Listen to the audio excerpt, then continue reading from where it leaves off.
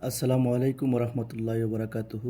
Guys, আশা করি আপনারা আমার ভিডিওটা দেখে অনেক উপকৃত হবেন। আপনারা ইংরেজিতে যারা জিরো লেভেলে আছেন, আপনাদের জন্য অত্যন্ত গুরুত্বপূর্ণ এই ভিডিওটি। চলুন আমরা আজকের ক্লাসের মূল বিষয়ে চলে যাচ্ছি। আজকের ক্লাসের মূল বিষয় হচ্ছে নাম্বার। বিষয় হচ্ছে কি? নাম্বার। তো নাম্বার কাকে বলে, এ বিষয়টা আমরা জানতে হবে। ইংরেজিতে কথা বলতে হলে সাধারণভাবে নাম্বার সম্পর্কে একটা ধারণা নিতে হয়। তাহলে নাম্বারের অর্থ বচন। নাম্বারের অর্থ কি? বচন বা সংখ্যা, যা দ্বারা কোনো ব্যক্তি বা বস্তুর সংখ্যা বোঝায় তাকে নাম্বার বা বচন বলে। তাহলে নাম্বারের অর্থ হচ্ছে কি? বচন বা সংখ্যা, যা দ্বারা বা যে ওয়ার্ড দ্বারা কোনো ব্যক্তি বস্তুর সংখ্যা বোঝায় তাকে কি বলে? নাম্বার বা বচন বলে। তাহলে নাম্বার বা বচন হচ্ছে কত প্রকার? দুই প্রকার। নাম্বার বা বচন দুই প্রকার, যথা সিঙ্গুলার নাম্বার এবং প্লুরাল নাম্বার। সিঙ্গুলার নাম্বার হচ্ছে এক বচন আর প্লুরাল নাম্বার হচ্ছে কত? বহু বচন। তাহলে সিঙ্গুলার নাম্বার আমরা এবার শিখব কি? Singular number. তো সিঙ্গুলার নাম্বার যা দ্বারা একটি মাত্র ব্যক্তি বা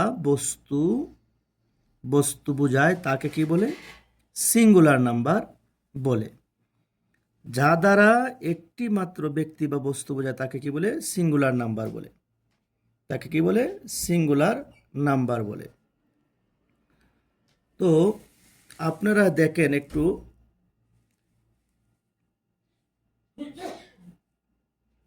তাইলে আমরা কি করব? Singular number. তাইলে সিঙ্গুলার নাম্বার যা দ্বারা একটি মাত্র ব্যক্তি বা বস্তু বোঝায় তাকে সিঙ্গুলার নাম্বার বলে।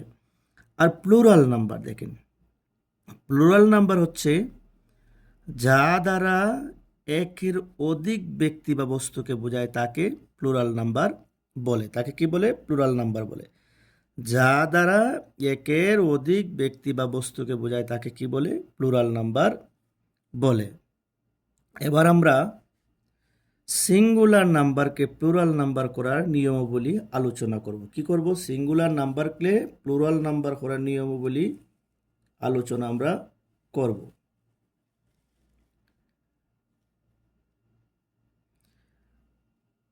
সিঙ্গুলার নাম্বারকে প্লুরাল নাম্বার করার নিয়মাবলী: সাধারণত সিঙ্গুলার নাম্বার নাউনের শেষে এস যোগ করে প্লুরাল করা হয়। সাধারণত সিঙ্গুলার নাউনের শেষে এস যোগ করে প্লুরাল করা হয়।